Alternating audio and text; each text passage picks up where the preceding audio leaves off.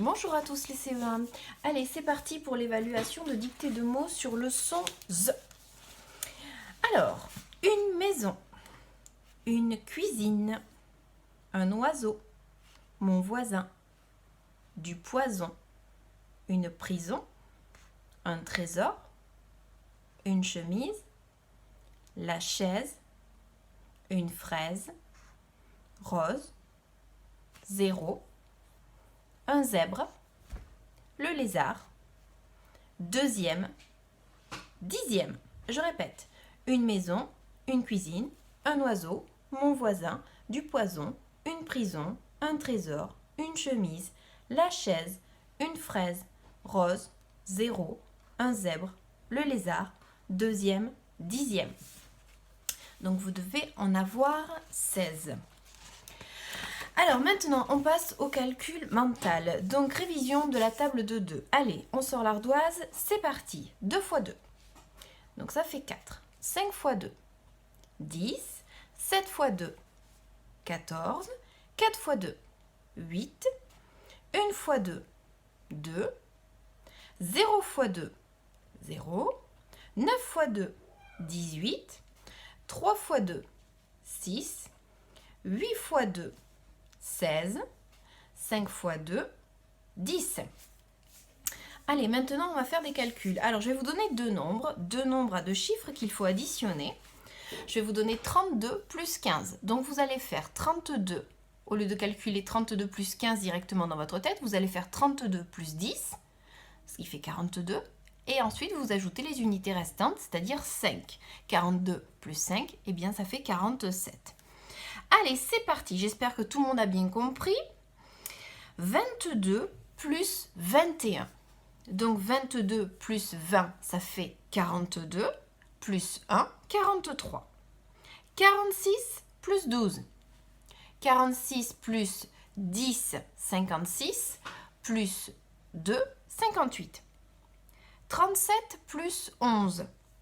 37 plus 10, 47. Plus 1, 48. Et le dernier, 25 plus 24. 25 plus 20, ça fait 45. Et 45 plus 4, 49. Et on a fini pour le calcul mental. Pour la page d'exercice de maths, c'est la page 116. Ce sont des petits problèmes. C'est très simple, très simple. Ce sont que des multiplications. Donc, je pense que ça ne posera aucun problème pour chacun de vous. C'est très court et ça se fait très rapidement. Donc, vous avez la correction en pièces jointes sur Educartable. Je vais expliquer brièvement l'évaluation de vocabulaire. Donc, vous avez 3 exercices. Le premier, alors, il s'agit de choisir un mot, n'importe lequel, et de le mettre dans la colonne « le mot ». Et en face, juste en face, sur la même ligne, vous écrivez son contraire. Par exemple, vous allez écrire le premier mot, ça va être « allumé ». Vous l'écrivez dans la colonne « le mot ». Et juste en face, sur la même ligne, vous écrivez le contraire d'allumé. Donc le contraire d'allumé, ça va être forcément « éteindre ».